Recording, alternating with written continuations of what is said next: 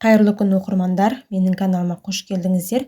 Бүгін мен сіздерге түсіңізде ақша көрсеңіз қандай мағынаны білдіретіні туралы толық ақпарат беретін боламын. Видеоны соңына дейін қараңыздар. Видеоны бастамас бұрын каналға жазылып өтуді ұмытпаңыздар. Каналымнан бұдан да басқа түрлі түс шоруларды таба аласыздар. Ақша туралы түстерді талқыламас бұрын қызық деректер келтіре кетейік.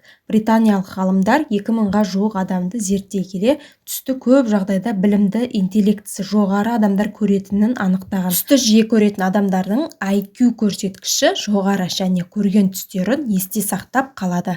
Адам қаншалықты ақылды болса, түсте соншалықты жарқын болады. Ұйқысы сергек адамдар ұйқысы қатты адамдарға қарағанда түсті көп көретін болып шыққан. Демек, ақша туралы түстерде де ұйқысы сергек адамдар көп көреді деген сөз. Сонымен, кейбір түс шорушылардың түсіндіруінше, түсіңізде көп ақша тауып алсаңыз, жақын арада жолыңыз болады. Ал түсіңізде ақша тауып алып, бірақ оны бірден жоғалтып алсаңыз, өңіңізде мүмкіндікті жіберіп алуыңыз мүмкін. Егер түсіңізде ақша тауып алсаңыз, ұсақ-түйек қиындықтар аяқталып, табысқа қол жеткізесіз. Ақшаны біреуге беріп жатсаңыз, көп ұзамай өміріңізде сәтсіздіктер басталады. Ал біреуден ақша алсаңыз, керісінше сізді байлық пен жетістік күтіп тұр деген сөз. Ақша жоғалтып алсаңыз, істеріңізде қиындықтар туындап, отбасында жанжал болуы мүмкін.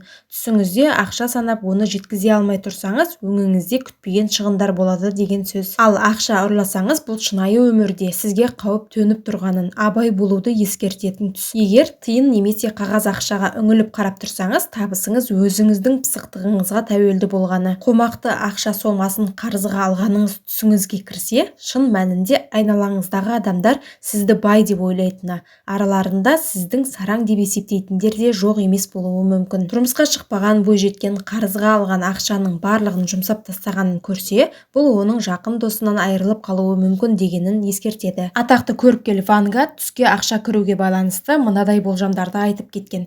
Түсіңізде ақшаны тауып алсаңыз, жақындарыңыздың бірі жайсыз нәрсені жоспарлап жүр деген сөз. Мұндай келеңсіздікке жол бермес үшін ақшаны үнемдеуге тура келеді. Түсіңізде ақша алып жатсаңыз, немесе әлдекім сізге ақша беріп жатса, онда ол түс көрушінің жаны жайсаң, қолы ашық, жомарт адам екендігінің белгісі. Ал түсте жаратылған ақшаны көру берекенің қашуы немесе кедейліктің белгісі деген сөз. Мұндай жағдайға жетпеу үшін ақшаны барынша үнемдеп ұстаңыз. Ақшаны қайта-қайта есептесеңіз, онда ақшаға қатал болудың, ақша үшін ештеңеден тайынбайтынының белгісі. Сол үшін қаржыны өзіңізден де, жақындарыңыздан да аямай жұмсаңыз, сонда берекелі боласыз. Сол сияқты түсіңізде ақшаны біреуге беріп жатсаңыз, онда жаңадан қолға алатын бастамаңызға ақшаны жұмсайсыз деген сөз. Және бұл игі ісіңіз сәтті болады. Тек қаражатты үнемдеп ұстасаңыз болғаны. Миллердің айтуынша, түсіңізде ақшаны тауып алсаңыз, кішігірім қиындықтар болғанымен, соңы жақсы аяқталады деген мағынаны білдіреді. Мұндай түстің тағы бір мағынасы, көп ұзамай өміріңізде өзгерістер болуы мүмкін. Түсіңізде тиын ақшаны көрсеңіз, әрі ол алтын тиындар болса, онда сіздің болашағыңыз жарқын әрі бақытты болады деген сөз. Ал түсіңізде ақшаны жоғалтып алсаңыз, онда қиындықтар болады деген мағынаны білдіреді. Сол сияқты түсте ақшаны қайта-қайта санап жатсаңыз, онда жақын арада қаржылық қиындықтар туындайды деген сөз. Ал егер түсіңізде ақшаны ұрлап алса, онда жамандықтың белгісі. Сонымен бірге түсте ақшаңызды үнемдеп жатсаңыз, онда болашақта сіз бақытты ғұмыр кешесіз деген сөз. Түсіңізде ақшамен сауда жасап жатсаңыз, онда сәтсіздіктің белгісі. Жоспарларыңыз ойдағыдай жүзеге аспауы мүмкін. Түсте көп ақшаны көру және оны есептеу жақсылықтың нышаны. Жақын арада қиындықтар өз шешімін тауып, бәрі ойдағыдай болады деген сөз. Түсте шетел ақшасын көру, ол ақшаны оңды-солды шашудың белгісі. Ал көп қағаз ақша тауып алсаңыз, онда шығынға батасыз деген сөз. Немесе жаныңыздағы әйел адам сіздің ақшаңызды шашып, тақырға отырғызады деген сөз. Біреуден алған ақшаны жұмсау, онда досыңыз сізді алдап, сіз оған сенуден қаласыз деген сөз. Кез келген ақшаны қолдан жасау жамандықтың белгісі. Барлық қолға алған ісіңіз сәтсіз аяқталып, тіпті шығынға батуыңыз әбден мүмкін. Ал сөмкеңізде ұсақ ақша жатса, онда ол сіз өмірге қанағаттанбай жүрсіз деген сөз. Сол сияқты ақшаны ұсақтап жатқанда оны жоғалтып алсаңыз, демек сізді сәтсіздіктер күтіп тұр. Ал қайта санау табыстың белгісі. лов ақшаны табу немесе оны жоғалтып алу, я болмаса жұмсау сияқты ақшаға қатысты болжамды нақты ашып айтпайды. Сол себепті ол түсте көрген оқиғаны сараптап, оған кімдердің қатысқанын білу маңызды дейді. Оның пайымынша, ақша әдетте оны өмір бойы жинаған адамдардың түсіне жиі кіреді екен.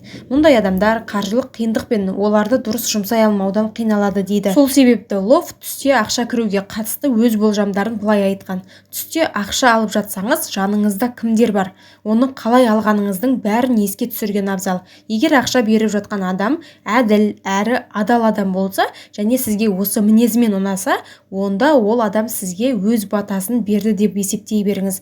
Ал біреу келіп сізге ақшаны ұсынып жатса, онда сіздің біреуге көмектесуді ойлап жүргеніңізді білдіреді. Жинаған ақшаңызды жоғалтып алсаңыз, онда сіз ақшаны өз қажетіңізге жұмсауды армандап жүрсіз деген сөз. Фрейдтің жорамалы бойынша, егер түсіңізде қағаз ақшаны немесе тиындарды біреуге беріп жатсаңыз, онда жаныңызда тұрақты серігіңіз болады деген сөз. Ал түсіңізде ақшаға толы сөмкені тапсаңыз, онда сіз кездестірген ару немесе жігіт сізбен уақытша бірге жүр деген мағынаны білдіреді. Нақты біреуден ақша алу, онда сіз сол жанға көңіл аударуыңыз қажет деген сөз. Ер адам түсінде көп ақша көрсе, онда ол өзінің екінші жартысын қаржылай толық қамтамасыз етеді, немесе қысқа мерзімге созылатын махаббат хикаясы болады деген сөз. Сол сияқты Фрейд ақшаны жоғалтып алу денсаулығыңыз сыр береді деген мағынаны білдіреді дейді. Бұл болжамның барлығы тек танымдық мақсатта ұсынылып отыр. Сол себепті кеңестерді жүрекке жақын қабылдамай, түсіңізді жақсылыққа жоруды әдетке айналдырыңыз. Бүгінгі берген ақпаратым сіздерге қызықты болған болса, каналға жазылып, лайк басып, пікір қалдырып,